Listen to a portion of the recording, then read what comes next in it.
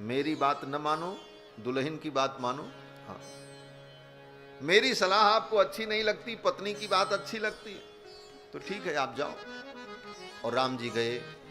परिणाम आपको मालूम है, भगवान श्री राम गए और वहां जाने पर उनको मृग भी नहीं मिला, और लौट करके आने पर मृग नयनी सीता भी प्राप्त नहीं हुई। दोनों से हाथ धोना पड़ा, क्योंकि आचार्य की बात नहीं मानी, लक्ष्मण जी का सही संदेश, उनकी सही सलाह नहीं मानी। और सीता जी के साथ क्या हुआ? बोले सीता जी को भी लक्ष्मण जी ने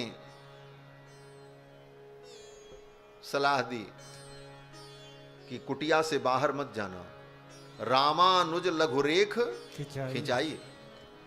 लक्ष्मण जी ने एक रेखा खींच दी, बोले इस रेखा से बाहर मत जाना, आप सुरक्षित रहोगी।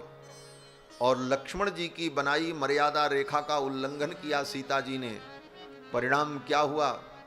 बोले सोने का मृग भी नहीं मिला, राम जी भी बिछुड़ गए और सोने की लंका प्राप्त हो गई, लेकिन सोने की लंका में जानकी जी को नींद नहीं आई। लंका में भी सोने की लंका में उनको सोने को नहीं मिला। इतने दिनों तक दुख को प्राप्त करना पड़ा।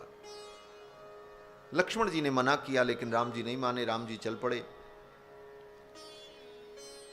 और भगवान श्री राम ने जब मृग का पीछा किया, वो मारीच भागने लगा। बार बार घूम घूम करके भगवान को देखता, फिर भागता, फिर देखता, फिर भागता, क्योंकि भगवान चाहते तो उसे उसी क्षण मार देते। लेकिन भगवान ने सोचा जब इसकी ये कामना है तो इसकी ये कामना मैं पूर्ण कर दूं। मारीच की कामना क्या थी? बोले मारीच ने बड़ी सुंदर कामना की थी। मारीच ने कामना की कि मम पाछे धर धावत धरे सरासन बाण। राम जी मेरे पीछे धनुष बाण लेकर के दौड़ेंगे और फिर प्रभु ही बिलोकी हों, मैं बार बार घूम घूम करके उनको देखूंगा, मुझे वो सुख मिलेगा। ये कामना करके मारीच आया था। मम पाछे धर धावत धरे सरासन बाण, मम पाछे धर धावत धरे सरासन बाण। फिर प्रभु ही बिलोकी हूँ, धन्य नमो सम आन। फिर प्रभु ही बिलोकी हूँ, धन्य नमो सम आन। हाँ धन्य नमो सम आन, धन्य नमो सम आन।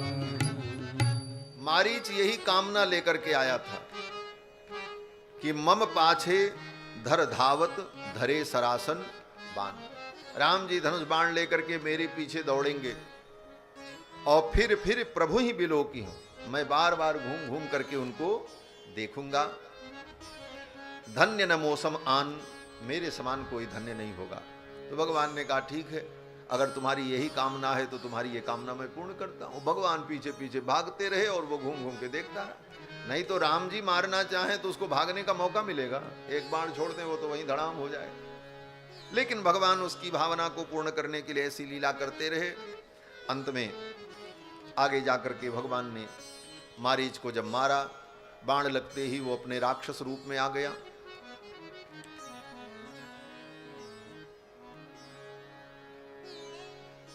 ऐसा भी वर्णन है कि वो भगवान का बाण लगते ही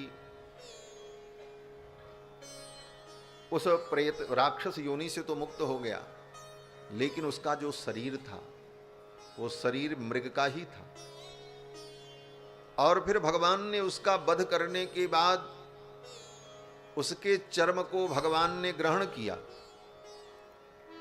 और उस चर्म को लेकर के भगवान आए हैं। और उस चर्म पर भगवान श्री सीतारामचंद्र जी बैठे हैं। श्री वेदांत देशिक स्वामी जी ने अपने रघुवीर गद्यम में इसका संकेत किया है कि मारीच मृगचर्म करमित दरभास तरण, ऐसा विशेषण दिया कि मारीच मृग के चर्म को बिछाकर उसके ऊपर कुश बिछाकर भगवान पंचवटी में बैठते हैं।